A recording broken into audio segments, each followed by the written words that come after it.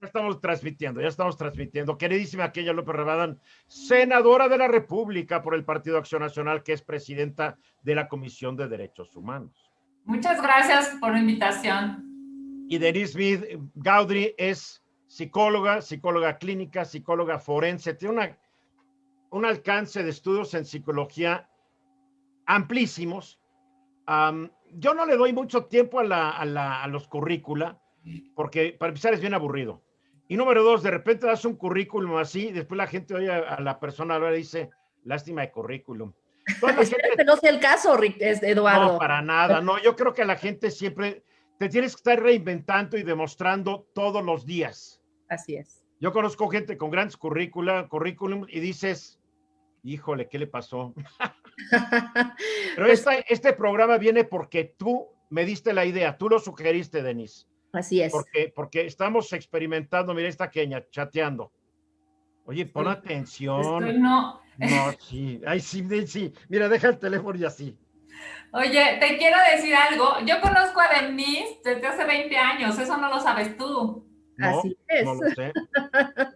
Hemos estado juntas en varios espacios y sobre todo ahora coincidimos en la Comisión de Derechos Humanos con la senadora Josefina Vázquez Mota, porque yo estoy trabajando con ella en todo lo que es la visualización del abuso sexual infantil a nivel nacional.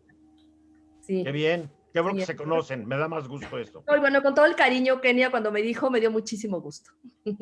Porque la idea es hablar de un tema como que a las autoridades federales y a las de varios estados de la República no les gusta hablar de esto, sobre la creciente violencia en un país de por sí que ya la tenía, que se da contra las mujeres dentro y fuera de sus casas y contra los menores también dentro y fuera de sus casas. Sin embargo, con esto de la pandemia, pues estamos viendo un incremento. Los números se empezaron a tranquilizar al principio del encierro y de la pandemia, como también bajaron los datos de homicidios, de secuestros, de asaltos y de todo, porque todo el mundo estaba en casa, hasta los ladrones, hasta los criminales. No circulaban coches, comercios cerrados, pero apenas se empezó a abrir esto por ahí, abril, mayo, para arriba los datos. El premio que le van a dar al señor inepto, secretario de Seguridad Pública, por no haber dado uno al señor Durazo, es la gubernatura de Sonora. Bienaventurados los sonorenses porque lo van a necesitar. Entonces, el asunto es que yo no sé mucho del tema, sé lo que he aprendido en 40 años de ejercicio periodístico, pero no soy abogado como Kenia, no soy psicóloga como Denise, yo soy un pobre comentarista y observador del acontecer humano, pero lo que sí he estudiado es que es un fenómeno que se da en todos los estratos socioeconómicos. Un hombre violento puede tener un doctorado o no haber ni empezado la primaria. Una mujer que es violentada puede tener todos los títulos profesionales o ser un analfabeta. O sea, esto no conoce clases sociales, clases económicas. Esto es algo tal vez hasta peor.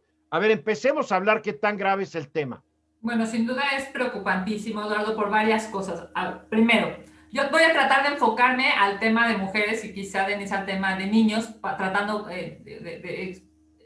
la función de la experta, que es ella, tratando de respetar este asunto. Pero hay, digamos, varios tipos de violencia. Es lo primero que tendríamos que aprender todos, ¿no? Que hay varias formas de violencia. Okay. Hay violencia verbal, esa en la que alguien de manera sistemática te lastima. Estoy oyendo, me voy a preparar mi café. Ándele.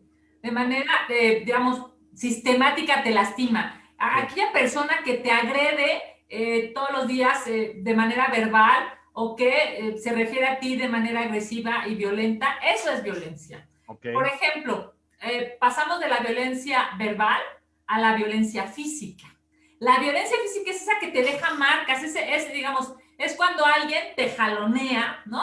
Cuando alguien te golpea, cuando alguien te lesiona, dependiendo de qué tipo de lesión pues será la gravedad y la sanción. Pero entonces fíjate cómo vamos a ir como avanzando lamentablemente en estas violencias. Hay una violencia económica que es brutal, que inclusive yo diría fue de las más tardías en reconocerse, Porque, bueno, si alguien te gritaba y te decía una palabra que te lastimara, entonces, usted me está tratando mal, ¿no? O si alguien te golpeaba, pues fácil, ibas al Ministerio Público, antes se abría una carpeta de investigación, ahora se abre una, Antes era una averiguación previa y ahora es una carpeta. Ahora es una carpeta de investigación. Es la misma cosa, nada más que a los diputados, senadores como tú, les gusta inventar el agua tibia. Bueno, imagínate que cuando ibas y decías, voy a ir a no abrir... quiero ser agresivo, pero... No. Voy a ir a presentar una denuncia. En estricto sentido, tú llegabas y dices, oye, esta persona me lastimó, ¿no? Y entonces el perito, el legista, dice, bueno, pues sí, a ver, déjame ver, es una lesión que tarda en sanar tantos días, en fin, ¿no? Digamos, ha ido avanzando la ley o ha ido modificándose. Y en estricto sentido, eso se ve, esas lesiones se ven. Pero, por ejemplo, la violencia económica es una violencia que se ejerce y se ha ejercido durante muchísimos años y ni siquiera reconoces que es violencia. ¿Cuál es? Se ha ejercido y ha actuado durante muchísimos siglos, Kenia. Siglos, sin duda. Pero en esta lógica, digamos, de entender los derechos de las mujeres es, a ver, espérame, tú esposo trabajas y yo me quedo aquí en la casa, ¿no? Pues, administrando la casa, limpiándola, cuidando a los hijos si hay, en fin. Y entonces él, digamos, la parte masculina es, no te voy a dar dinero si no me obedeces. O sea, no te voy a dar el gasto o para el súper o para los niños o para las colegiaturas o para vestirte si no me obedeces. Y en digamos, en este poderío de los hombres de decir, yo soy el dueño del dinero, entonces las mujeres sufrimos históricamente durante muchos siglos, muchos años, violencia. Hay violencias, digamos, extremas. ¿Cuál es la extrema? Empezamos con un grito, ¿no? Y pasamos pues, por celotipia, por violencia económica, por violencia física, hasta llegar al feminicidio, que es el extremo de la violencia en contra de una mujer que, digamos, que hace que alguien se sienta tan poderoso de matarte, de asesinarte, por el hecho de que eres mujer, digamos, por sentir ese poder y esa autoridad sobre otra persona, en este caso una mujer. A mí me parece que en términos, digamos, de la pandemia, se explica socialmente, lamentablemente, por qué. Si quieres lo platicamos en el bloque que sigue, pero en estricto sentido es porque hoy las mujeres están confinadas con los hombres que antes, digamos, se iban a trabajar, se iban a la escuela, se iban al deportivo, se iban al gimnasio, se iban al parque, y hoy no, hoy están metidos en el mismo espacio, en los mismos metros cuadrados, y entonces el agresor se vuelve todavía más violento, y es por eso por lo que vemos, por ejemplo, pues estas alzas impresionantes de más del 45-46% de aumento, por ejemplo, en las llamadas al 911. Ok. Bueno, yo voy a entrar con lo que tú dijiste, Eduardo. Esta violencia que se ha exacerbado efectivamente antes de la pandemia, la violencia contra las mujeres, la violencia doméstica era la violencia más denunciada al 911. Efectivamente, cuando empieza la pandemia, empieza a reportarse un incremento, justamente por lo que dice Kenia, porque las personas empiezan a convivir 24/7 con él, decimos, durmiendo con el enemigo y conviviendo 24/7 con el enemigo. Cierto. Sin embargo, empezamos a ver un decrecimiento, que decrecían las cifras. ¿Por qué? No porque decreciera la violencia contra las mujeres, sino porque los ministerios públicos dejaron en un 85% de funcionar. Entonces dejaron en mayor vulnerabilidad y en mayor desamparo a las mujeres. Sin embargo, los albergues nos reportaban hasta un 200% de pedida de ayuda a las mujeres y 155 llamadas por hora de mujeres. Esto nos está hablando de un incremento brutal de la violencia contra las mujeres. Lo peor del caso es que en la mayoría de los casos no nos enteramos. Yo llegué a recibir casos de mujeres que eran acuchilladas, o sea, los brazos, que eran golpeadas, y lo más lamentable de todo esto es que el Ministerio Público o el sistema judicial no puede entrar al hogar porque el hogar es considerado un ambiente privado. Entonces, a menos de que haya una denuncia. Entonces, si no oían gritos y demás, y los vecinos no las ayudaban, que también puede llegar a tener una repercusión judicial si un vecino se mete a un lugar privado, entonces las mujeres se encontraban en mayor... A ver, ¿no puede llegar la policía y pedir permiso para entrar y que la mujer diga sí, adelante? Sí, claro. Claro que sí, por supuesto que sí. Entonces, y por ejemplo, esto que está diciendo Kenia, que justamente en psicología le llamamos la espiral de la violencia. Muchos hogares, muchas familias muchas mujeres decían, es que a mí nunca me había pegado hasta que empezó la pandemia. ¿Por qué? Porque la violencia empieza efectivamente con pequeños, le llamamos nosotros micromachismos, microviolencias. Y posteriormente, si la mujer no reacciona, se queda atrapada en un ciclo de violencia donde se va acostumbrando y por ende finalmente va quedando atrapada y la violencia cada día es mayor. Cuando llegan mis pacientes y me dicen, es que yo no lo puedo dejar, es que no puedo salir de ahí, efectivamente, no solo no pueden, porque la violencia ha ido incrementando, pero su autoestima y su estado anímico ha ido en decrecimiento. ¿Esto qué quiere decir? Que se encuentran en un atrapamiento psicológico.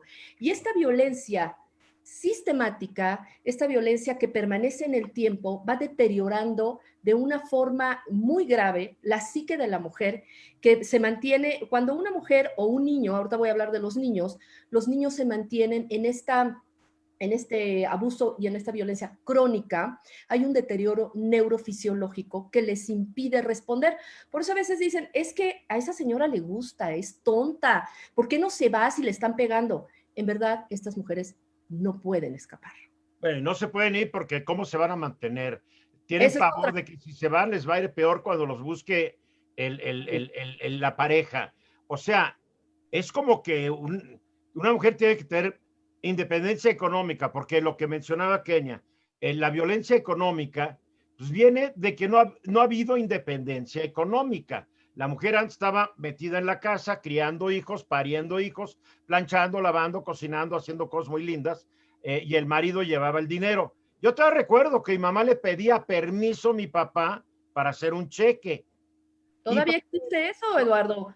Pero ve, mi papá le decía, no me tienes que pedir permiso, fírmalo. Pero mi mamá venía del ejemplo que seguramente vio de su mamá, de mi abuela, digo, mi abuela murió en 1947, así es que imagínate, cuál era la relación de mi abuelo y mi abuela, gringos, donde pues, sí, le pedía permiso. Hasta hace cuántos años una mujer no podía abrir una cuenta de cheques o una cuenta bancaria sin el permiso del marido, o comprar una propiedad sin el permiso del marido. O sea, esto es el primer bloque que hay que romper a fin de cuentas, ¿no? Totalmente de acuerdo. Kenia, no sé si quieres participar. No, sin duda, a ver, el tema de fondo es que la libertad económica te genera una libertad social. ¿Por qué? Porque tú obtienes un recurso, obtienes un sueldo, el que sea, ¿eh? O sea, me refiero desde el más modesto, un salario mínimo, hasta pues, grandes cantidades como las chavas que hoy son CEO de empresas transnacionales y que pues, por supuesto terminan liderando a miles de personas y tal. Pero en esa, digamos, entre la chava que apenas si gana un sueldo suficiente como para transportarse, comer y sobrevivir, o la chava que gana muchísima lana, entre ellas mismas hay una misma, digamos, independencia económica. Porque ese saber que tú tienes un dinero y puedes hacer lo que quieras, o sea, lo que quieras significa ¿a qué lo destinas? Si lo destinas a tus hijos, a ti, a tus mascotas, a tu casa, a tus padres, en fin, a lo que sea. Esa libertad te genera poder. Eso es lo que nosotros llamamos empoderamiento, ¿no? Es lo que el hombre ha disfrutado siempre. Sin embargo, la lógica, perdón, sin embargo, la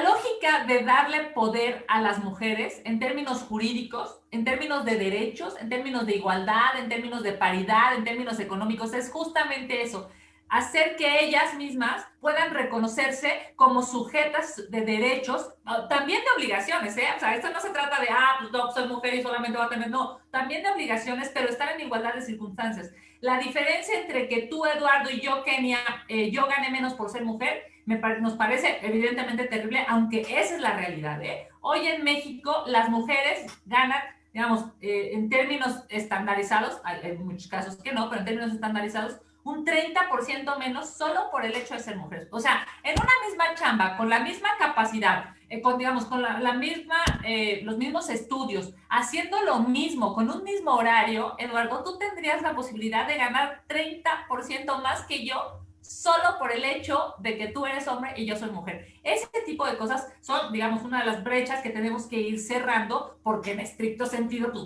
digo, más allá de que es una irracionalidad, estamos hablando justamente de igualdad entre géneros. Bien, y con la pandemia obviamente las mujeres salen perdiendo porque las empresas, las primeras que corren o mandan de vacaciones o a su casa siempre son las mujeres, porque sigue imperando esta idea de que el hombre es el que mantiene la casa. No, porque las Cuando, mujeres estamos en muchos espacios de servicios. digo, Es las que esa es mujeres... otra. Esa es justamente, no solo perdieron los empleos, sino que se duplicó el trabajo no remunerado dentro del hogar, porque ahora se tiene a toda la familia todo el tiempo.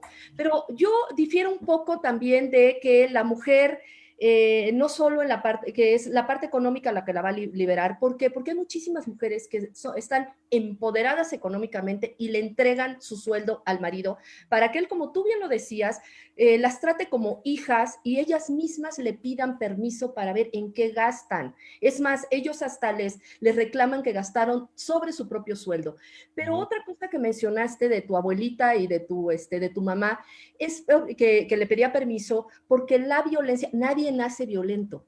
Son conductas que se aprenden y se transmiten transgeneracionalmente y se van enseñando a través de los roles de género dentro de los hogares hacia los hijos, en donde las niñas desde chiquititas nos dan la teterita, el vestidito, o sea, desde chiquitas nos Ay, qué lindas, canalizan. se ven bien bonitas, Ay, perdón. y siendo las amitas de casa desde chiquitas y la muñequita, y a los niños les dan lo más divertido, Eduardo, en verdad es divertidísimo, pero desde chiquitos los van enfocando a ciertas conductas, actitudes e incluso que ellos van a ser los proveedores.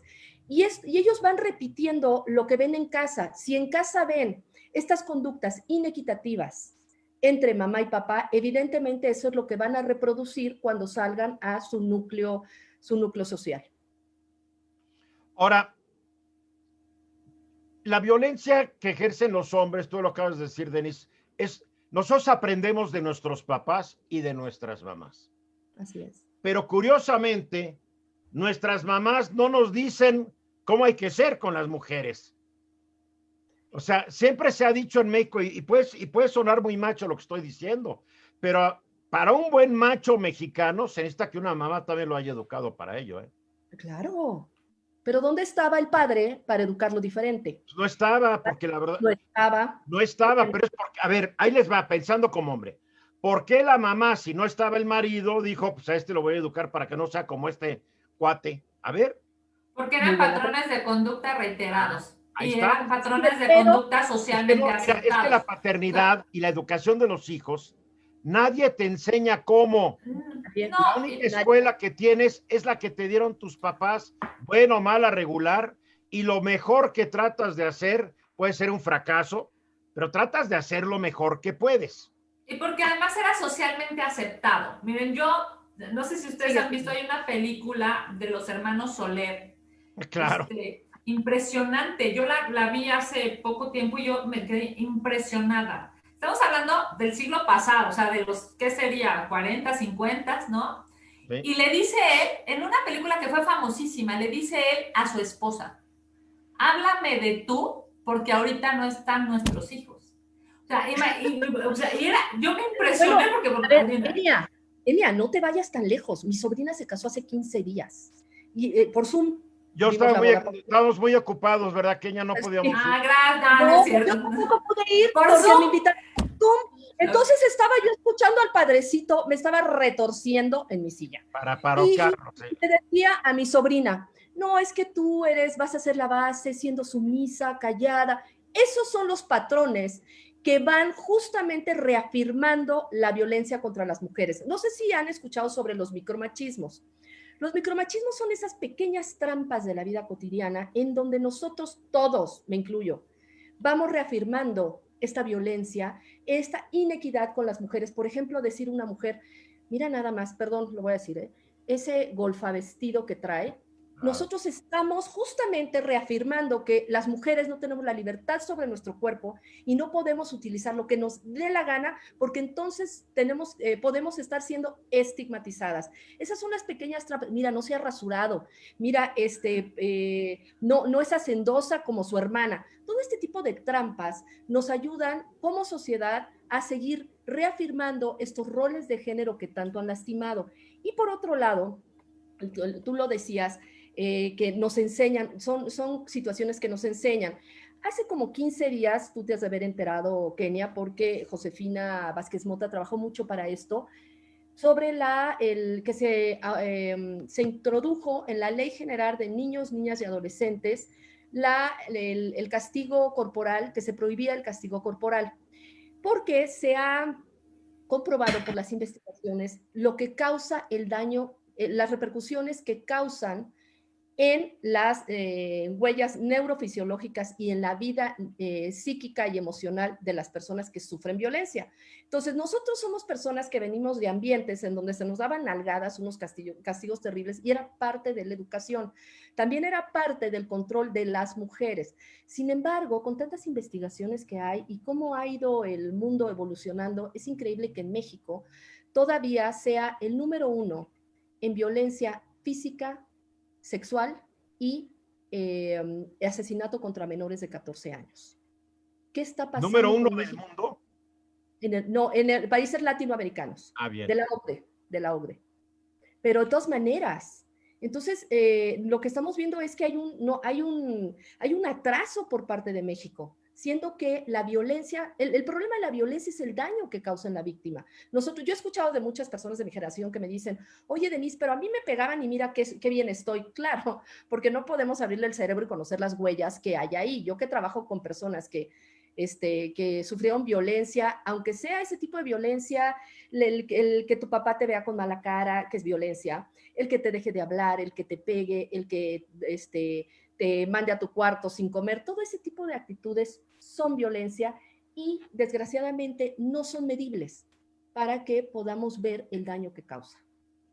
Lo que tenemos que entender, me parece, es que los seres humanos per se deben ser respetados. O sea, me refiero a el niño de 2 años, el adolescente de 12, el papá de 40 o el abuelo de 60. Y las obligaciones de respeto deben ser recíprocas. A ver, pero lo que tenemos que analizar es esto. Estamos hablando de un cambio que es una revolución.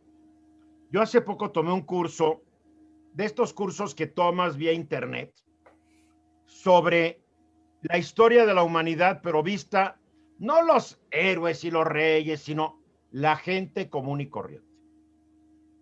La mujer y los niños durante milenios eran objetos propiedad del señor de la casa.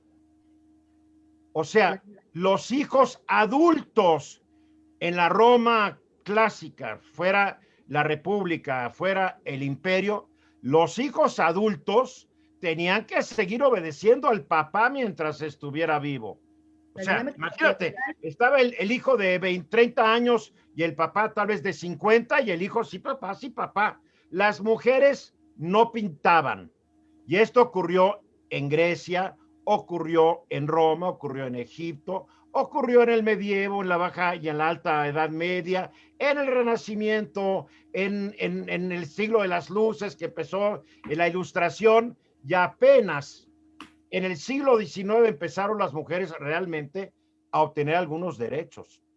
Lamentablemente, apenas en el siglo XX empezaron a poder votar y ser votadas en casi todo o en gran parte del mundo. La especie del Homo sapiens sapiens más antiguo fósil encontrado data de hace 300,000 años. Entonces estamos hablando de 300,000 años de hacer las cosas de una manera. Y ahora tenemos que apresurarnos a cambiarlas, pero aquí tal vez no está, tú eres la psicóloga, Denise, tal vez tampoco está el alambrado adaptado sí para un brinco evolutivo. No, como el te voy que a decir por qué. Porque hay en ambientes donde los niños crecen en ambientes no violentos y no lo replican en la adultez. Estamos hablando de ¿cuántos siglos dijiste? ¿Cuántos millones o cuánto Pues dijiste? 300,000 años. 300,000 años, que son 3,000 siglos. 3,000 siglos, así. De ir heredando la violencia y sobre todo algo muy importante que tú también mencionaste, la dinámica patriarcal, en donde efectivamente todos los que están adentro de la casa pertenecen al patriarca y tienen que pedir permiso. Yo todavía tengo amigas que le piden a su marido permiso para trabajar. Es que mi marido no me deja trabajar. Es que yo no puedo salir porque mi marido se enoje. Y estamos hablando del siglo XXI y todavía seguimos haciendo vigentes esta dinámica patriarcal que consiste en que y voy a hablar de un tema que soy especialista en este tema, que es abuso sexual.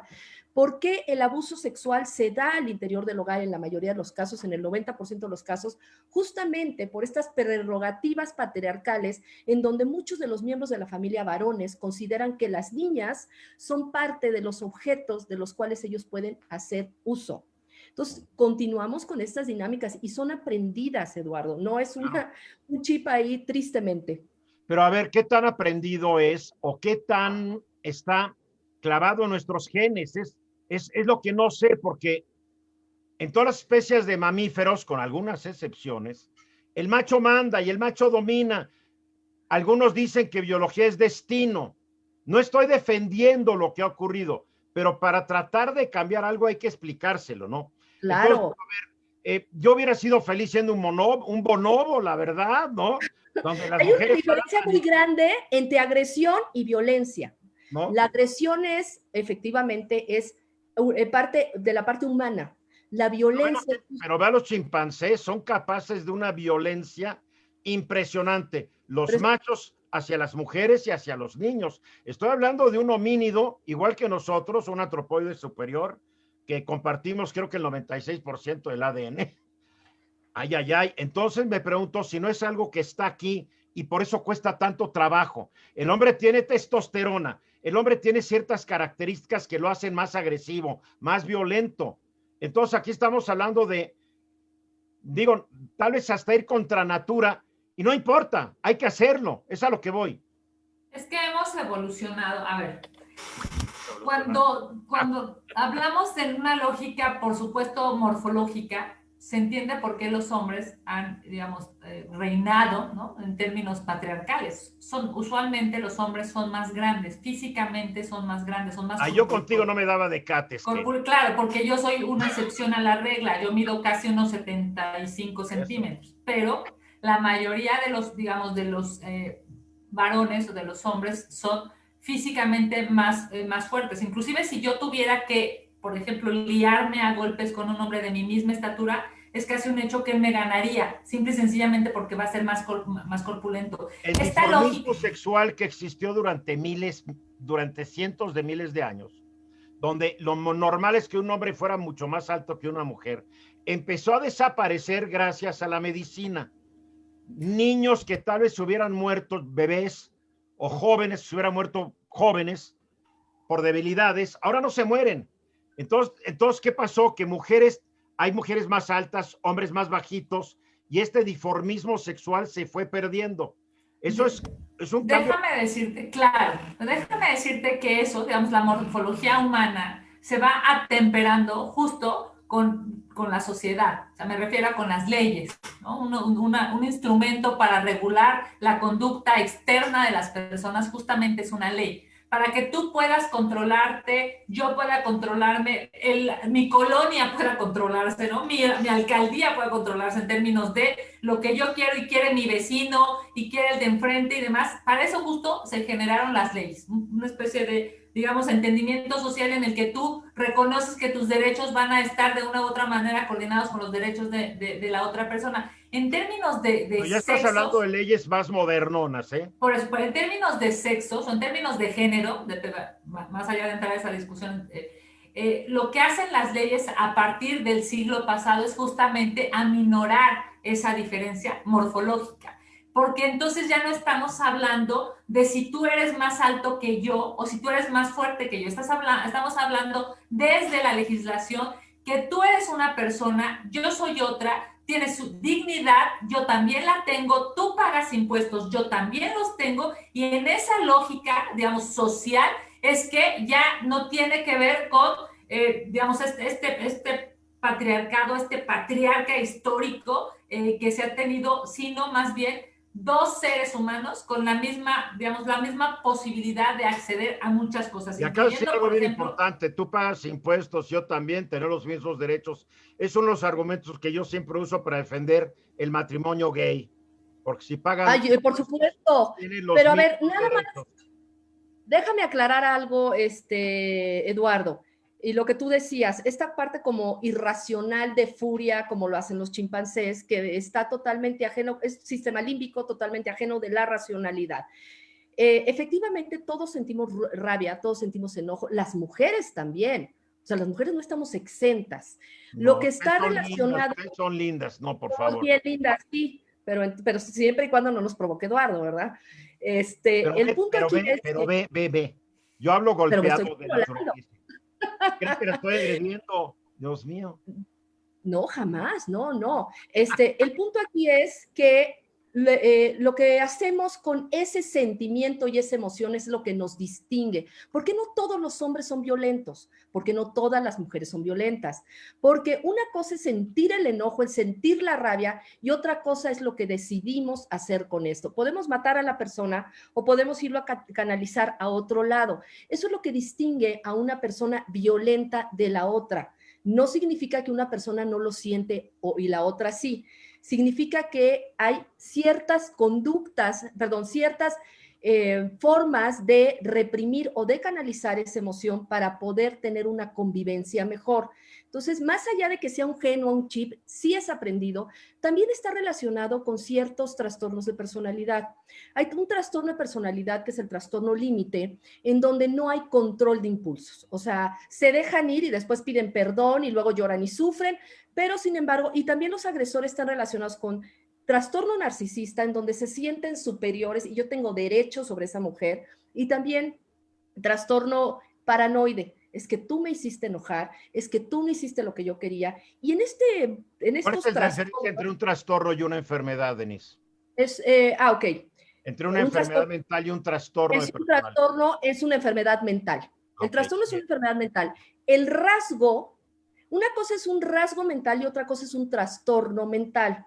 El rasgo los tenemos todos y cada uno, todos tenemos rasgos paranoides, los que vivimos en la Ciudad de México los tenemos, porque pues, te tienes que estar cuidando. Rasgos narcisistas, por ejemplo, las personas que salimos en los medios o tenemos cierto rasgo narcisista para poder estar hablando en público, son rasgos. Cuando ya son trastornos, es que ya se exacerbó tanto el rasgo que ya no somos funcionales. Por ejemplo, una persona que es obsesivo compulsivo, tiene rasgos obsesivos, pues acomoda sus cajones muy bien y va, por ejemplo, a veces contando las placas de los coches, pero cuando ya no le funciona y ya no es funcional, es cuando ya no puede salir de su casa porque está apagando varias veces el apagador y cosas así. O sea, ya es la exacerbación del síntoma. Son exageraciones Así es. Ok, Que te bien. vuelven disfuncional. Entonces, estamos hablando ya de personas que pudieran tener trastornos mentales. Ojo, eso no los hace no imputables. ¿Por qué? Porque están 100% conscientes de lo que están haciendo. Pero es un trastorno, no pueden controlarlo a fin de cuentas. Claro Yo puedo que estar pueden. consciente, puedo estar No, consciente y tal vez no puedo. sí puedes, te voy a decir por qué, porque hay una diferencia, hay trastornos psicóticos y trastornos neuróticos. Los psicóticos son esos en donde pues tú ves arañas, ves monstruos, ves enemigos, realmente lo estás viviendo, estás en otra realidad.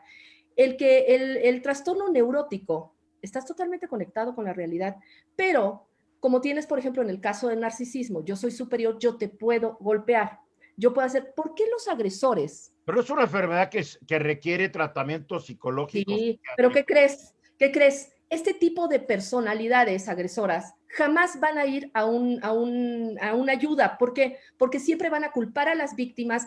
Ellos son las víctimas y nunca se van a hacer responsables como Ellos parte de saben la más que el psiquiatra o que el psicólogo. Siempre, siempre.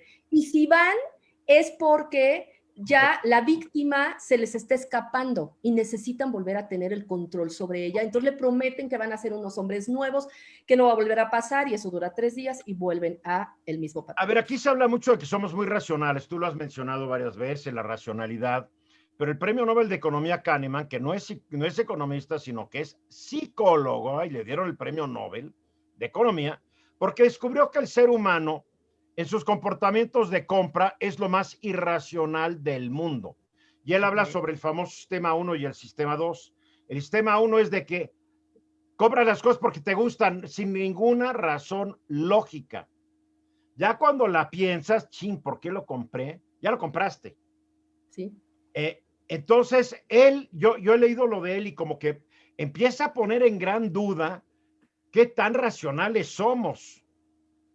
Bueno. Porque en estos tratos hombre-mujer, yo quiero explicarme por qué ocurre, ¿no? Además de la razón, hay dosis inmensas de emociones. Claro. Y si tú lo añades a estos trastornos de la personalidad, que hace que la persona no pueda controlar sus emociones y su razón no esté funcionando muy bien, pues qué problema más grave enfrentan las mujeres. Y es que las mujeres también no, o sea, para que haya una persona así, un trastorno de este tipo, tiene que conectarse con otro trastorno, el trastorno dependiente. Por eso es una bomba y es tan difícil salir de ahí, porque hay una dependencia emocional. Y efectivamente este psicólogo tenía toda la razón, las compras están más relacionadas y te las venden más desde el sistema límbico, lo que es lo que le llaman el cerebro emocional, que no conecta en muchas ocasiones directamente con lo racional. Entonces, efectivamente, por eso están todos el marketing psicológico que logran hacer maravillas para que la gente gaste. Pero ¿cómo amarras eso a la relación emocional de dos seres humanos también?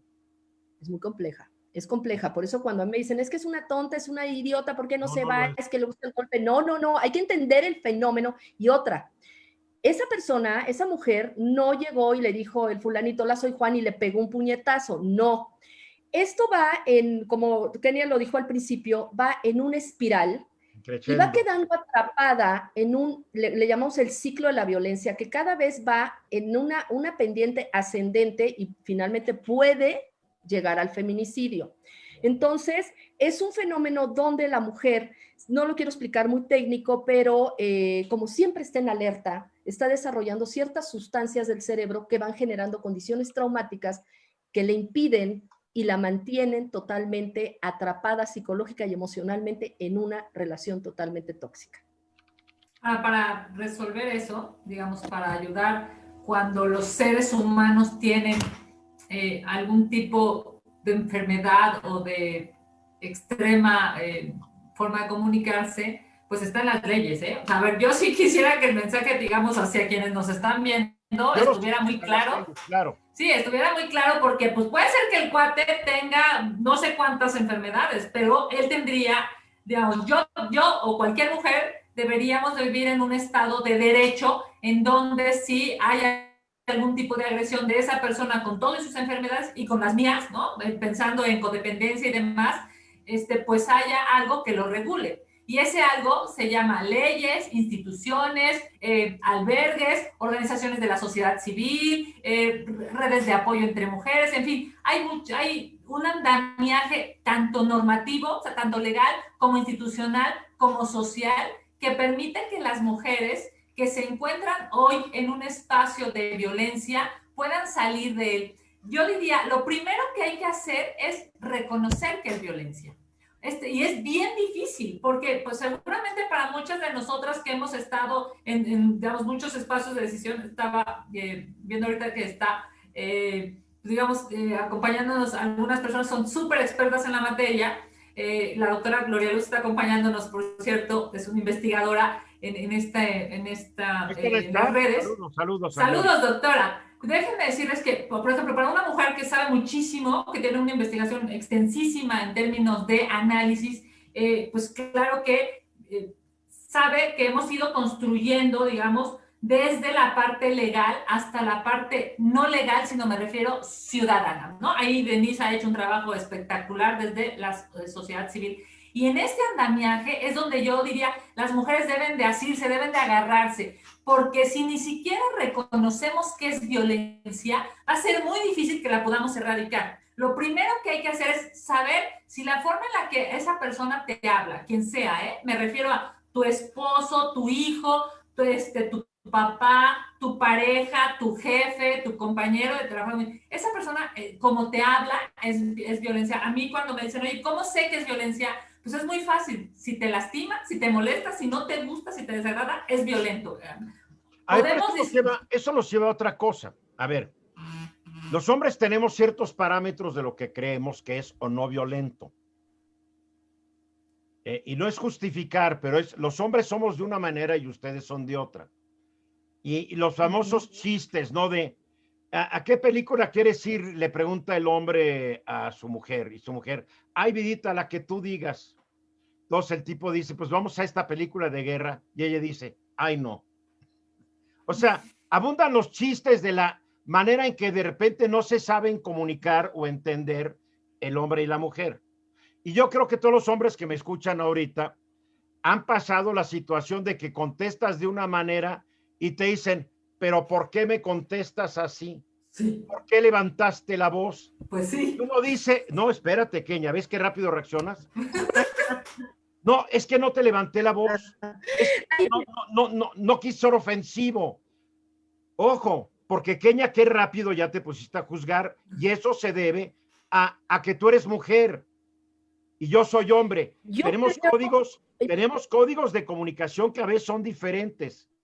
El hombre tiende a hablar más fuerte cuando lo irritas y todo. Es como las mujeres cuando están felices, no entres a un restaurante y no hay mujeres porque te van a romper los tímpanos, porque hablan más fuerte.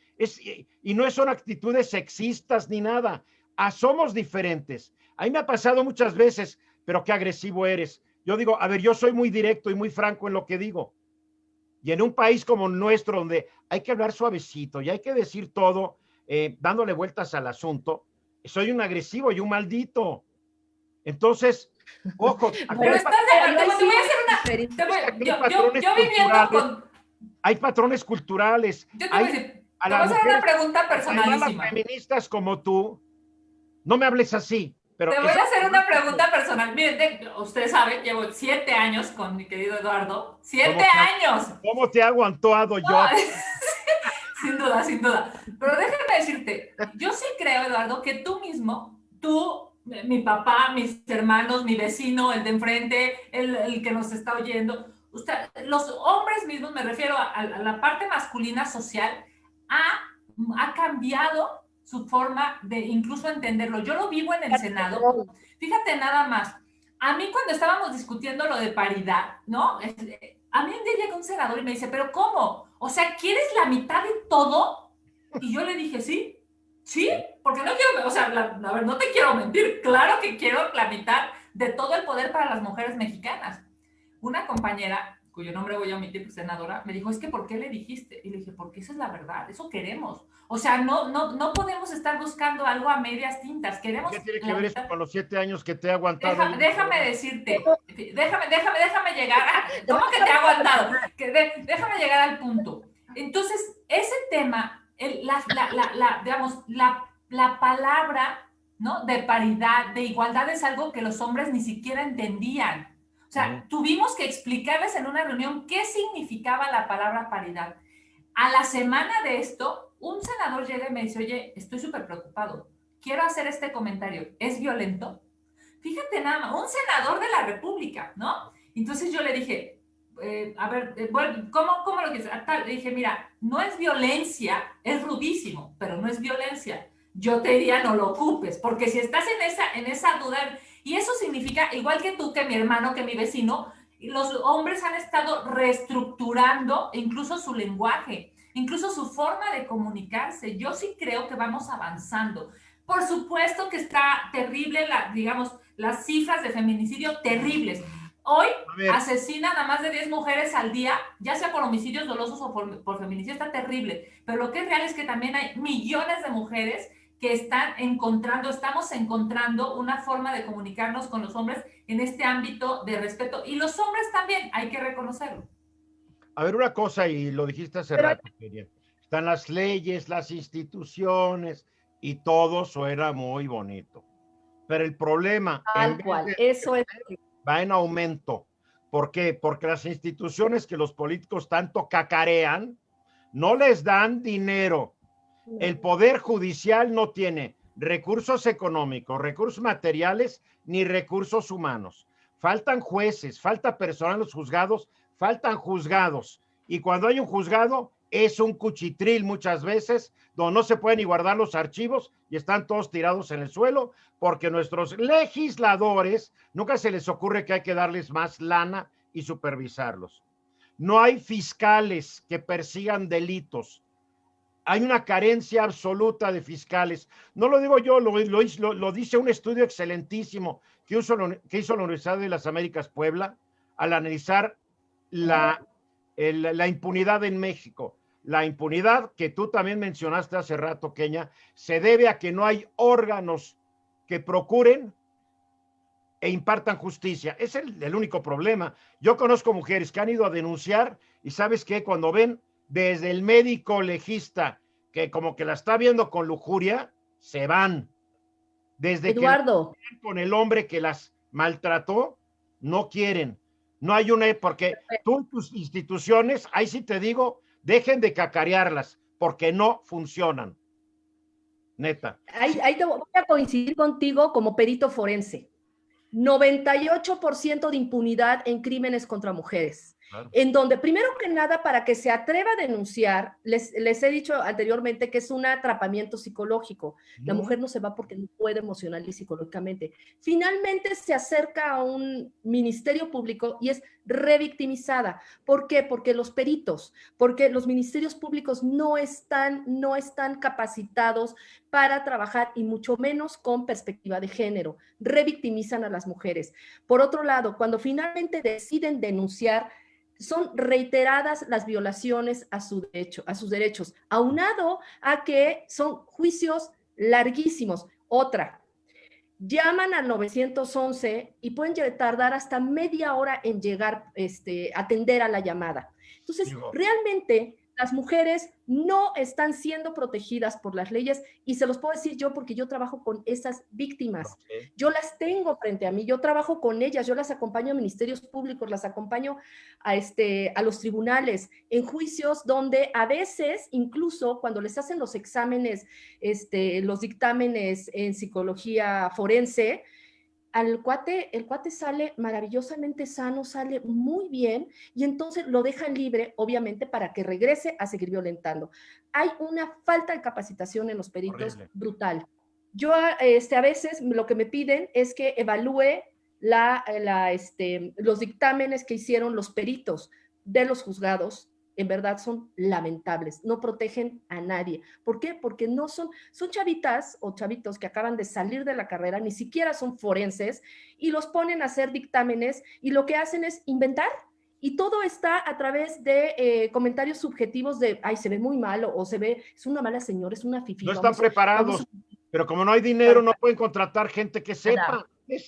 La ley se convierte en letra muerta totalmente frente a un sistema un sistema judicial totalmente corrupto, poco capacitado, sin tecnología. A ver, las voy a interrumpir porque ayer no regalé libros, hoy tengo que regalar libros. Ándale. Como ayer no regalé libros, hoy tengo 2 lotes que voy a regalar de 15 libros. Ahora, lo que es muy importante es que hoy no son preguntas fáciles. En honor a mis invitadas. Voy a hacer preguntas difíciles. Hoy no es de que ahí entro y en 2 minutos el Google me avisa qué onda. Son 2 preguntas muy difíciles. A ver, este es el primer lote. A ver, tengo que apretar aquí un botoncito que es compartir. Y aquí. Aquí están los libros que voy a regalar. El primero que conteste alguna de las 2 preguntas se lleva este lote. Stephen Covey, el 8º hábito. Stephen Covey es un tipo muy leído en el mundo de los negocios, el tipo que escribió los 7 hábitos del éxito, etcétera, etcétera. Cuerpos de Jack Rubenstein. Mi lado correcto en la política de Manuel Espino, expresidenta nacional del PAN, que ahora quién sabe dónde está. El poder del cerebro izquierdo de Bragdon y Gammon. Alfredo Corchado, Patrias. Gaby Vargas, Energía, tu poder. Saludos a la queridísima Gaby. Reforma educativa de Otto Grado Roldán, desafía el sistema financiero y construye un futuro económico brillante, de Leonor y Javier Villalobos. Estúpido amor, de Trixia Valle. Carlos Salinas de Gortari escribió un libro que se llama Muros, Puentes y Litorales. Oriundo Laredo, que escribió Páez Varela, Alejandro Páez Varela.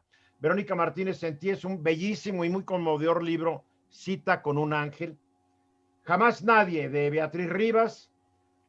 El Assessment Center, Lo que es y no es. Y una novela de Ken Follett, Una columna de fuego. Ahí están los libros. Es la primera tanda de libros que voy a regalar. Ahora va la segunda.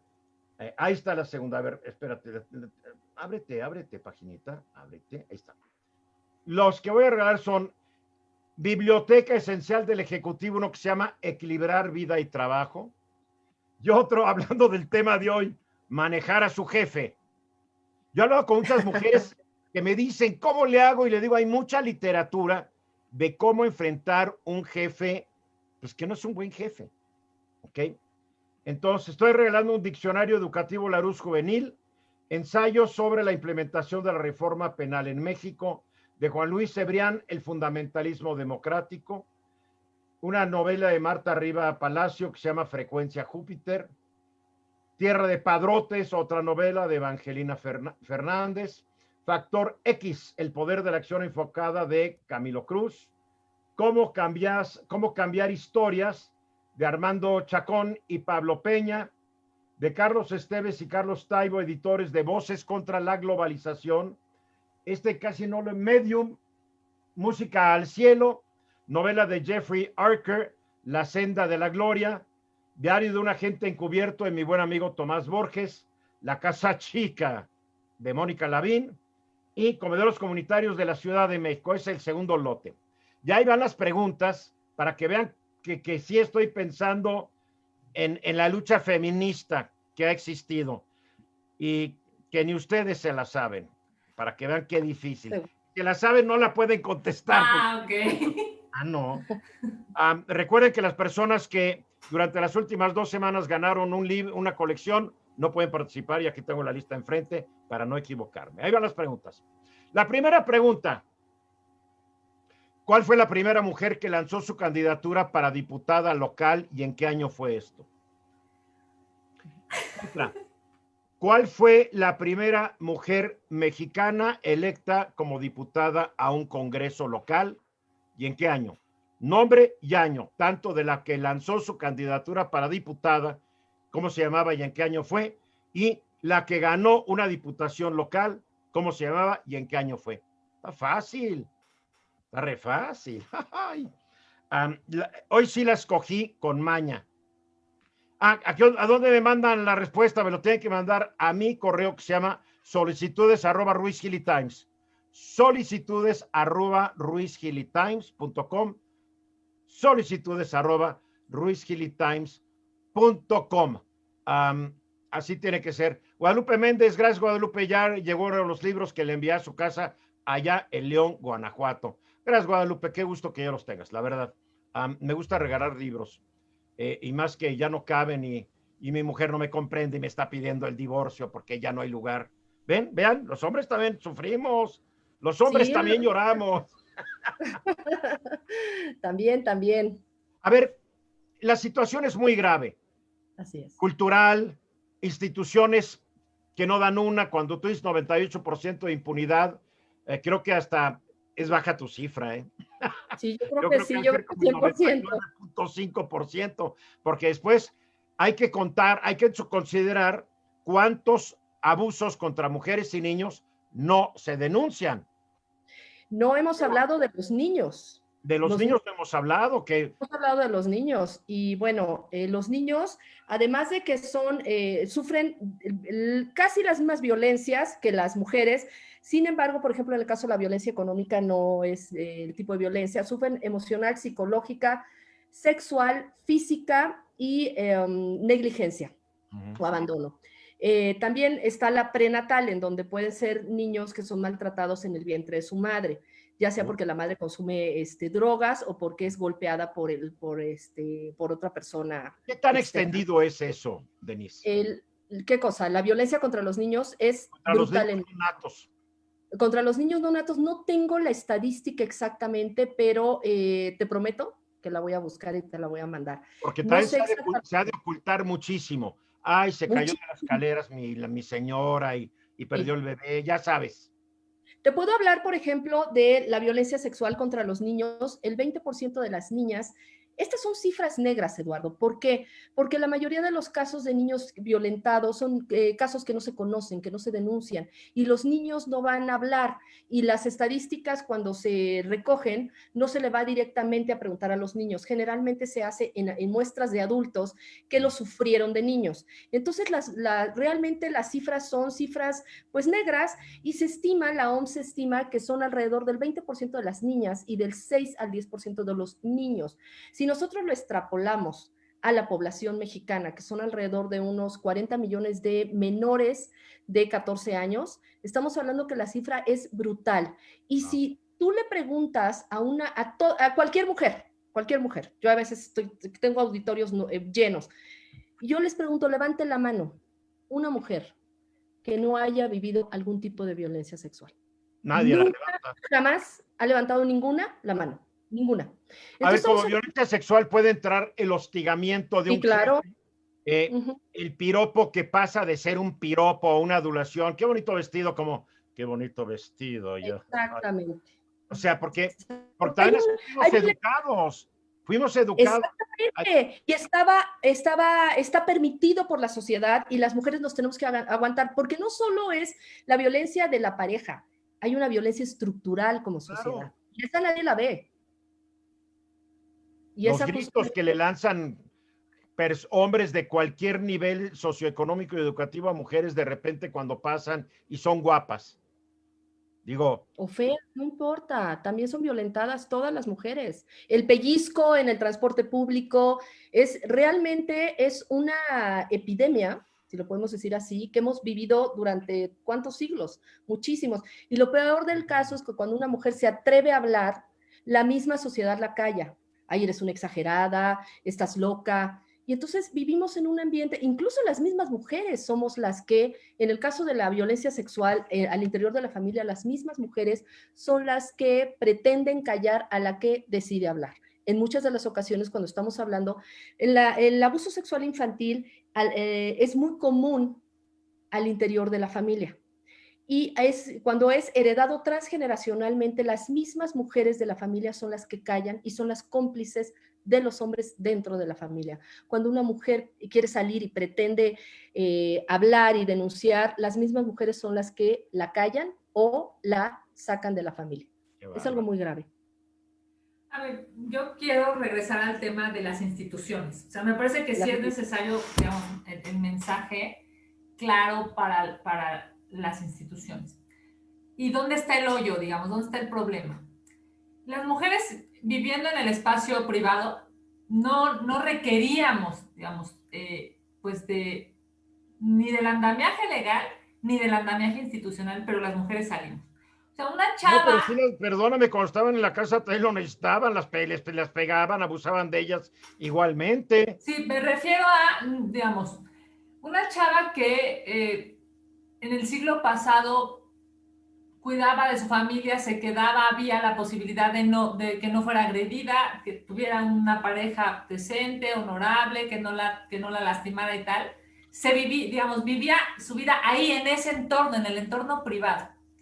Pero sale al espacio público y todo lo que se requiere para que más de la mitad de la población, que somos las mujeres, estemos en espacios públicos, es lo que las instituciones no están dando. Me refiero, si una chava sale a la universidad, fíjate, vamos a hacer rapidísimo un recorrido. ¿Qué requiere? Salir de su casa y que haya una luz, digamos, que la cuide, ¿no? Que haya una seguridad pública que la cuide, que haya una lámpara que la ilumine, luego llegar a tomar el metro, vamos a suponer, el metro, el camión, el transporte público, y ahí necesita transporte público, ¿no? Y después para empezar, sale de su casa y necesita una cámara en cada calle que recorra. Claro, una cámara de vigilancia. Una cámara, porque aunque no haya luz, hay cámaras que en la oscuridad, porque tiene que haber pruebas, porque también puede llegar a inventar, porque la van a maltratar y discriminar.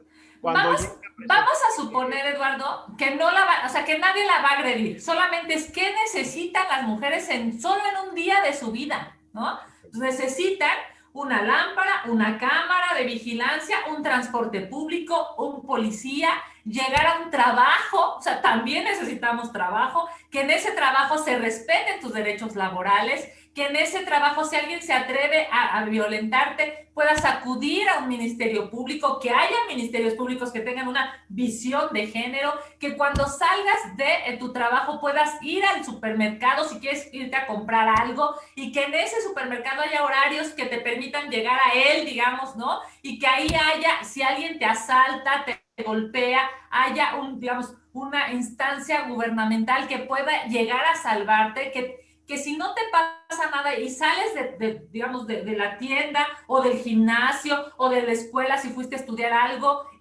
salgas y regresas a tu casa y vuelvas a encontrar, digamos, todo el mecanismo, o sea, me refiero a todo el mecanismo público y todas las instituciones que tienen que converger para que no nos pase nada. Pero en teoría las tenemos, en teoría. No, evidentemente eso es lo que no tenemos, porque si tuviéramos eso, pues una mujer que sale de la casa no le pasaría nada para llegar a un transporte público. Lo que acaba de decir Denise es una realidad sistemática, lamentablemente. Una chava que se sube al metro, al transporte público, tiene altas probabilidades, sí, de ser violentada, A ver, sí, de ser si esto ya era antes de la pandemia, ahora con un montonal, y no estoy diciendo que la pobreza haga que la gente se ponga a molestar mujeres. La pobreza y la desesperación que esta causa hace que la gente se vuelva más salvajona.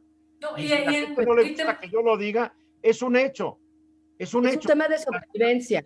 Es sobrevivir. Y si para molestar a una mujer me hace sentirme un poco importante en un mundo menos mal, lo voy a hacer. Entonces, imagínate qué grave se va a poner esto. Yo nada más quisiera concluir con el tema de las instituciones. Fíjense, si todas estas instituciones funcionaran, pues evidentemente estaremos en mejores condiciones. ¿Para qué? ¿Cómo van a funcionar? Pues de inicio con una estructura, o sea, que alguien las piense, que las piense el alcalde, que las piense el gobernador, que las piense el presidente de la República, que las piensen los tres poderes, ¿no? El ejecutivo, el legislativo, el judicial, y que en estricto sentido tengamos recursos para ejecutarlas, para llevarlas a cabo. Y ahí se abre, digamos, una caja de Pandora terrible, porque es donde no hay dinero para ministerios públicos, para investigación, para tecnología, para seguridad, para salud, para educación. Y cuando lo ha habido, no ha servido de gran cosa.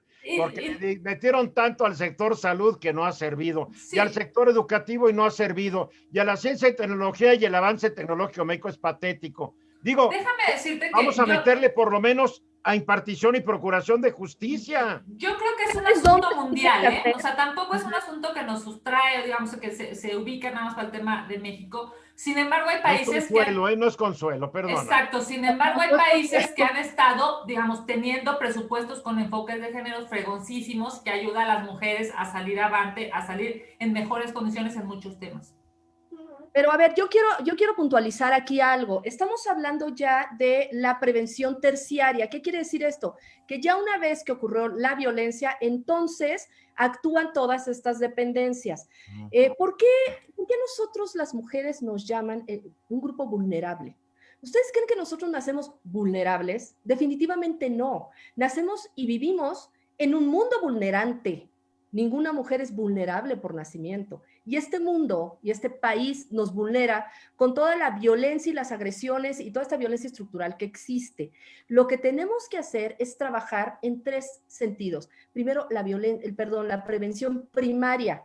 ¿Qué es la prevención primaria? Trabajar en todo lo que le da sustento a la violencia, desde los patrones, los roles de conducta, los roles de género, trabajar desde este caldo de cultivo para que los micromachismos, este caldo de cultivo para que el día a día, la violencia cotidiana que se da en todos los espacios, empecemos a hacerla consciente para empezar a cambiar estos patrones de conducta. Antes de llegar a las instituciones, hay muchísima gente que no está en un ministerio público y de hecho nunca se va a parar en un ministerio público porque no reconoce la violencia. Empezar con programas, políticas públicas para trabajar con la gente en la identificación de la violencia. Mucha gente no sabe ni siquiera que son violentos, porque creen que eso es lo que debe ser porque así los educaron.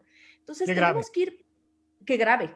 Tenemos que ir más a la prevención primaria de toda esta educación milenaria y heredada transgeneracionalmente para las instituciones que sirvan ya como una respuesta preventiva, pero ya después de que ocurrió la Híjole, violencia. qué problemón estás planteando, porque el sistema educativo mexicano también es otro sistema fallido. Digo, Tal cual. ¿qué país nos heredaron los que nos han gobernado? Gracias. A ver, ya ganó el primer lote de libros, ya lo ganó alguien. Y lo gana Werner Rettig, que ya había ganado el 23 de septiembre. Werner ya había ganado, pero ya pasaron las semanitas, y él gana porque dice que la primera mujer electa diputada al Congreso, a un Congreso local, fue Elvia Carrillo Puerto, en 1923, al Congreso de Yucatán. Entonces, alguien había contestado antes que Werner, pero la persona antes de Werner no dijo a qué Congreso, nomás dijo el nombre, pero no dijo a qué Congreso local. Esa es una. Entonces, ya por ahí ya se llevan los libros. Sin embargo, también ya tengo a la persona que contesta quién fue la primera candidata, porque aquí había dos preguntas. ¿Quién fue la primera que ganó? Y fue correctamente Elvia Carrillo en Yucatán. Yale Mora ya me contestó también que la primera en 1917 en ser candidata a diputada local por el Distrito 5 del Distrito Federal fue Hermila Galindo. De paso ya Ale Mora también contestó la segunda, pero pues nomás ya están dados los primeros. Entonces, Ale Mora el segundo lote y Werner Rettig el primer lote. Ya ven cómo la gente hace la tarea y me encanta porque muchos hicieron la misma, el copy-paste. Oye, déjame decirte que si es Ale Mora quien conocemos, Denise, es una chava de Coajimalpa, es una abogada talentosísima de Coajimalpa. ¡Qué padre! Qué pues feminista. Ale Mora se ganó los libros. Ya mañana, cuando están en la Ciudad de México, el área metropolitana, alguien de mi equipo les habla, entonces yo le pediría a Ale Mora que me mande su celular para que mi gente le hable y se pongan de acuerdo de cómo se los entregan. A Werner, pues Werner vive en Aguascalientes, Ale llegará su paquetito con sus libros gracias al sistema postal, servicio postal mexicano. Y nada más para cultura general, déjame decirte, a propósito de tu pregunta, Eduardo, déjame decirte que el Senado de la República, en el marco del Día Internacional de la Mujer en marzo, entrega justamente el reconocimiento Elvia Carrillo Puerto, y lo entrega precisamente, digamos, para reconocer a esta mujer que rompió sin duda pues esquemas, paradigmas, y lo hace años. El Senado... premio Hermila Galindo, porque ella 6 años antes se lanzó y no se la quisieron reconocer. Sí, bueno, en estricto sentido hay muchísimos premios de Hermila Galindo. No es con los ganadores. Bueno, pero déjame decirte, el Senado lo hace, está padrísimo. Qué gran pregunta y gracias, porque tiene que ver con el tema de hoy. Esto, muy bien, tú muy bien, tú en ¿Ven todo. qué sensible soy? Sí, no, qué visión de género tienes, ¿no? A ver, es que hay una palabra que se ha chotado y yo lo veo en el chat, feminista. Yo soy feminista, aunque mucha gente, y tal vez mucha gente no lo crea. ¿Qué es un feminista para mí? Es el reconocer que una mujer tiene que disfrutar de los mismos derechos que un hombre. Punto. Ni más ni menos, los mismos derechos. ¿Ya? Yo de repente no estoy de acuerdo con las cuotas que quiere imponer Kenia, porque yo creo que los cargos se ganan no por género, sino por capacidad. Pero en fin, es otra discusión que un día podremos tener. Y no estoy diciendo que las mujeres sean incapaces, Kenia, no vayas a malinterpretar, pero eso de poner 5 y 5, se me hace que también por eso de repente se explica que llegue gente, tantos hombres como mujeres, que no merecen el cargo, pero eso lo discutiremos otro día. Son acciones afirmativas y como acciones afirmativas son temporales. Ojalá y llegue un punto social en el que la gente, por ejemplo, vote de manera natural por una mujer o por un hombre, que los partidos políticos, por ejemplo, establezcan candidaturas para mujeres y para hombres sin necesidad de cuotas o sin necesidad. El problema de estos programas, como tú dices, son temporales, pasan 50 años y ya nadie se atreve a quitarlos. ¿Por qué? Porque se volvieron ya parte de la realidad y ya te quiero ver a ti dentro de 50 años, que digas, Ojalá. ya se cumplió, voy a quitar esta ley, te van a linchar en la calle. A ver, llevamos 20 siglos, ¿no? Según tu cuenta de hace rato, 3000 siglos. O sea, yo creo que en Pero una no lo vas a etapa... ver, tú también te vas a morir antes, entonces no te preocupes. Oye, pero Sí. tiene razón en términos, digamos, nada más de, pues ojalá llegue un momento en el que todas y todos podamos estar en un espacio público o privado solamente por el hecho de ser personas. A ver, un comentario, algunos comentarios del público. A ver, Lupita Castro dice, ¿y por qué no tomamos en cuenta el retraso mental de esta sociedad? Qué dura palabra, ¿no? La falta de nutrientes de calidad a los cerebros infantiles de nuestra población. ¿Qué se necesita para llegar al salvajismo que está sucediendo en nuestra sociedad? Incluso en los políticos se descubren estas carencias de inteligencia. Ven todos los temas desde puntos de vista muy simplones. A ver, la mala nutrición ha de contribuir en algo, ¿no? Por supuesto, y no solo la mala nutrición, y tiene toda la razón, no solo la mala nutrición, sino también el hecho de ser testigos de la violencia. Se ha comprobado que hay niños que cuando sufren violencia crónica, violencia en el hogar crónico, de hecho ahorita mi tesis doctoral de neurociencias, que estoy en el Instituto Nacional de Ciencias Penales, mi cuarto doctorado, estoy en este doctorado, justamente es sobre el Yo trastorno. no pasé de la maestría, ya mejor así.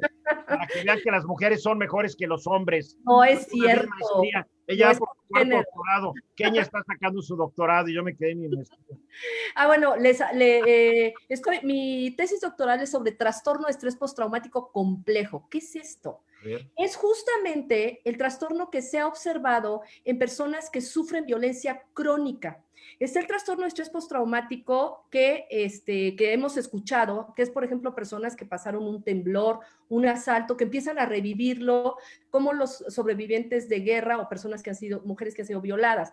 Pero el trastorno de estrés postraumático complejo, se refiere a personas que han vivido de forma crónica diferentes tipos de violencia, y en los niños se observa mucho y se va a ver representado por diferentes síntomas en la vida adulta. Pero no solo se va a ver a través de conductas, sino también el cerebro de los niños que son maltratados durante mucho tiempo se desarrolla de forma diferente. El sistema límbico, que es este sistema donde el trauma se aloja y es el sistema donde está la amígdala, ese tiene un 20% menor de tamaño que un niño que no ha vivido. ¿Desde cuándo se hicieron estos descubrimientos? Estos son recientes y de hecho fueron parte de los argumentos que presentaron la senadora Josefina Vázquez Mota. Trajo un equipo de, no sé si eran de Noruega, de Suecia, un equipo que nos vinieron a explicar todo esto de las repercusiones que dejan en los niños el castigo corporal, o sea, los golpes. Es que mira, yo me he criado y sí me dieron mis cates, y no solamente en la casa, también en la escuela me daban mis cates. Yo a mis hijos les di sus cates en un momento dado porque así me educaron a mí, yo así los eduqué, y no se sabían de estos. A mis hijos más pequeños ya no fue igual, porque me fui enterando de nuevos descubrimientos de la psicología, pero así fue durante milenios otra vez. Entonces estamos hablando de cuántas generaciones dañadas. Seguramente yo tengo la misma de este tamañito. Y déjame decirte, además, se ha observado, hace poco di una conferencia de delito y violencia adolescente. Avisa cuando des conferencias para promoverte. Gracias, con todo gusto. En donde se observa esta disminución del sistema límbico en los jóvenes, en los niños y posteriormente en los jóvenes, y también se ve una disminución en el lóbulo frontal, que es donde está toda la parte racional, que además en el lóbulo frontal se encuentran las neuronas espejo, que ayudan a la parte de la empatía y también al control de impulsos. Entonces son niños que ya vienen con digamos que cierta huella neurofisiológica que va a ser posiblemente determinante para que ellos se conviertan o no. Hace rato estaba yo leyendo un comentario del público que decía que infancia es destino. Afortunadamente no. Se ha observado que hay recursos resilientes, recursos personales que pueden cambiar ese destino. Antes eso se decía en la época de Freud, en donde Freud era lo que decía. Ahora no, ahora estos niños se puede ayudar a cambiar su destino con tratamientos, obviamente. Porque también la psiquiatría y la psicología han avanzado. Muchísimo. O sea, yo estoy seguro que yo era un niño con déficit de atención. Sí, yo O sea, también. yo me la pasé reprobando materias, Sí. leía mucho, pero me la pasaba reprobando materias. Y en conducta, pues no me sacaban las mejores notas, ¿no? Pero yo me acuerdo, yo podía estar en clase y estaba yo en las nubes, y el maestro me decía, Ruiz Gil, y yo, mande. Con el tiempo he analizado, seguramente yo tenía un déficit de atención. Pero eras un niño mal portado, un niño que sacaba malas calificaciones. A mí me diagnosticaron. Tartamudeaba yo un poco, todavía hoy en día tartamudeo un poco. Y en esa época que era, eres un flojo y eres un burro y me castigaban. Lo cual tal vez hasta me ayudaba porque yo decía, qué buena onda. Digo, cada quien reacciona, pero no se conocía, no es porque mis papás fueran malos. No sabía. No se sabía todas estas cosas. Así es. Y ellos entendían la educación como ellos la aprendieron. El golpe que educaba, según ellos, ahora nos hemos dado cuenta que no solo no educa, lastima, fractura la relación con los padres. ¿Sabes qué pasa? Que no, que en esa época, es que hay que verlo desde perspectiva. Totalmente, en esa época, o sea, todos les pegaban. Tú ibas a la escuela, yo fui con los benedictinos y eran rudos. Y te portabas mal, llegaban con una suela de zapato neolite y sopas en sálvase a la parte. Y era como un signo de éxito que te pegaran y no lloraras. Pero a todos nos pegaban, ¿me entiendes? Entonces esa era nuestra normalidad. El impacto del daño también está en función del significado que le damos a las cosas. Claro, por ejemplo, claro. Hay en comunidades que las mujeres se sienten honradas porque las utilicen nada más para incubadoras y para cuidar el hogar. Ellas se sienten honradas. Mujeres como Kenia y como yo realmente estaríamos atacadas, pero es que es justamente el significado que le damos a las cosas tiene mucho que ver con el impacto psicológico y la repercusión que vamos a vivir. Y lo que te rodea también, ¿no? Si es una normalidad, en mi época era normal que le pegaran a los niños. Entonces era normal, no lo veías como una violación a tus derechos de seres humanos ni nada. Pero era doloroso. Ni siquiera había. Ni siquiera había derechos, o sea, digamos, cuando tú eras chavo. No existía el concepto. Bueno, no, ni nosotras, pues, o sea. Pero yo no crecí diciendo mi papá me pegó, mi mamá me pegó. No, porque así se educaba, era la norma. Bueno, ya cambió la norma. Ahora vamos a ver cuáles son los resultados de la nueva norma. Pero la norma cambió en función de las investigaciones del daño que causa. O sea, no fue nada más de que ahora vamos a cambiar las cosas porque ahora esta es una moda, no. Cambió en función de muchísimos años de investigación para ver todas estas repercusiones que hay en las personas que sufren violencia crónica y el por qué no es bueno ese tipo de educación. Seguramente nosotros tenemos 1000 traumas y no nos hemos dado cuenta. No, claro, a los que no les peguen van a tener otro tipo de traumas. Claro, por supuesto. Seguramente. Mira, yo he hablado con amigos míos que traen bronca con sus hijos y uno me dijo, mi hijo no quiere hablar conmigo. Y le digo, ¿por qué? Porque me dice que nunca lo regañé, que nunca lo discipliné, que nunca le pegué cuando debería haberlo hecho. Sí, dije, sabes, a ver. Porque no le está yendo bien en la vida y me echa a mí la culpa porque no fui más estricto. Ojo, ahí hay una diferencia, Eduardo. Hay una diferencia muy grande entre no poner límites. El no poner límites a un hijo también es violencia. Claro. Entonces, pero esa va a ser el trauma de estas nuevas generaciones. Ok. Porque no hay límites. Hay un límite educativo. Porque los padres confunden la violencia con los límites. Nada que ver. La violencia. Ya tenemos para muchos programas. Yo encantada, ¿eh? Ya lo sé, yo también. A ver, hijo, ya llevamos 1 hora y media, así como la ven. A ver, y nunca vamos a llegar, estos programas nunca se llega a una conclusión clara y definitiva, porque no es la intención de estos programas, por lo menos de los míos. Lo que yo quiero es que la gente, sus neuronas, las pongan a trabajar. Alborotemos neuronas. Es lo único. Ya cuando la gente se empieza a preguntar algo, ya es un avance. Y creo que hoy hemos provocado, a mí, ustedes ya me provocaron, caray, todo un ballet de neuronas ahí que están alborotadas. ¿Qué se debe hacer para empezar a mejorar un poco esta situación? Hemos hablado de mayor educación, el sistema está fallido. Hemos hablado de mejor protección, el sistema está fallido. ¿No debemos empezar agarrando una gran conciencia en casa por casa? Así es. A mí me parece que hay que hacerlo, digamos, tanto institucionalmente como socialmente. O sea, una sola vertiente no es suficiente. O sea, las instituciones necesitan primero reconocer la importancia, por ejemplo, de los derechos de las mujeres o los derechos de las niñas y los niños. Lo que te decía hace rato, un poco en broma, pero es real.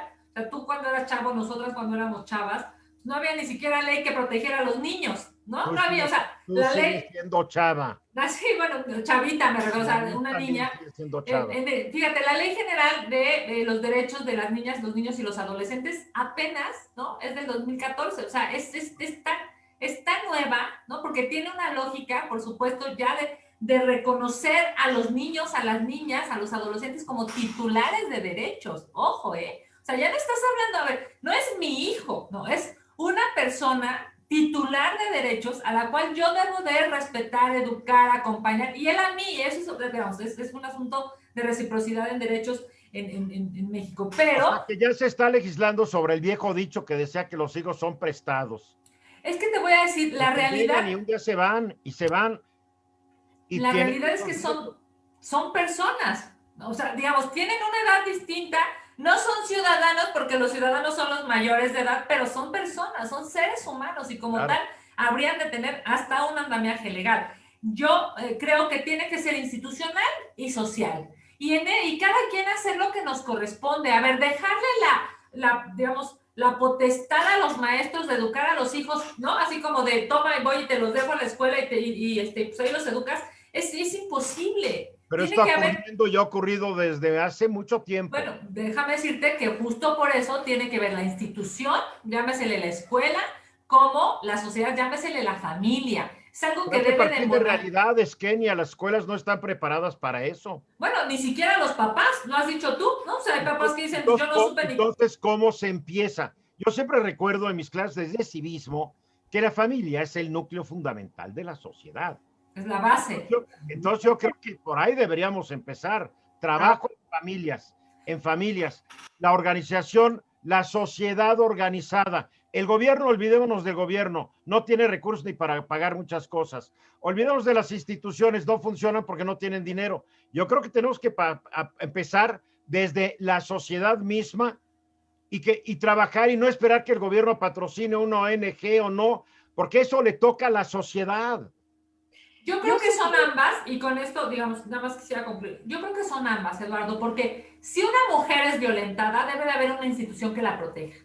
Aquí y en Suiza, ¿me explico? Si una mujer quiere conseguir trabajo, debe de haber, digamos, un andamiaje laboral para que ella pueda desarrollar sus capacidades en términos laborales. Si una mujer se enferma, por ejemplo, oye, estamos en octubre, el mes rosa, ¿no? El mes para visibilizar el cáncer de mama. El cáncer de mama es la segunda, digamos, enfermedad por la que las mujeres en México morimos. Porque claramente están muy tarde o de repente la ignorancia hace que no lleguen nunca al médico. Debe de haber instituciones instituciones de gobierno para que haya, pues, digamos, una fortaleza institucional que permita que las mujeres no moramos por cáncer de mama. Y también debe haber una mujer, pues digamos, que tenga la posibilidad de auscultarse, que tenga la posibilidad de tocarse, que tenga la posibilidad de decir, hoy me siento mal, me duele algo, voy al doctor.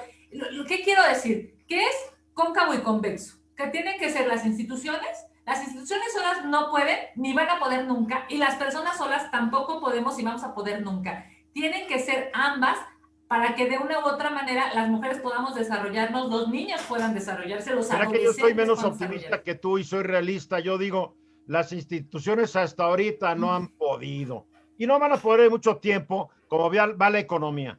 Vamos a tener 7 años perdidos ahorita, en parte por la ineptitud del actual gobierno, de los gobiernos pasados y de la pandemia. De esto no nos salva nadie. Entonces, la sociedad va a tener que hacerlo.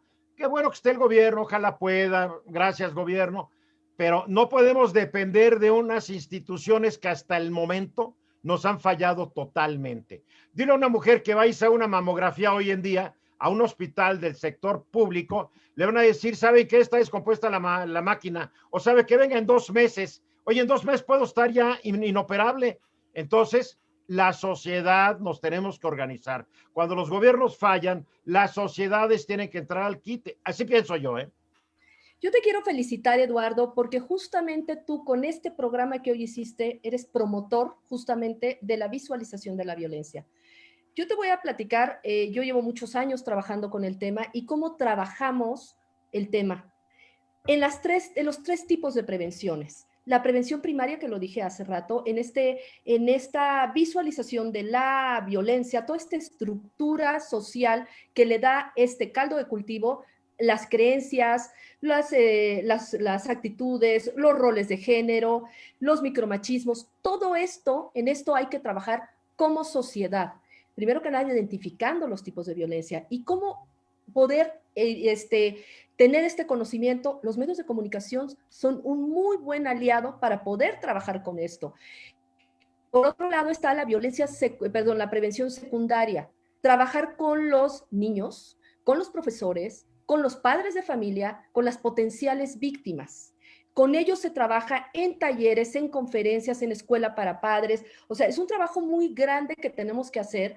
De hecho, hemos trabajado con la Secretaría de Educación Pública y posteriormente viene la prevención terciaria, que es esta parte que viene apuntalado Kenia, que ya viene la parte de las instituciones, ministerios públicos que realmente estén capacitados, que atiendan a las víctimas con perspectiva de género, que realmente los peritos forenses estén también capacitados. La corrupción ya ni te la platico, ¿verdad?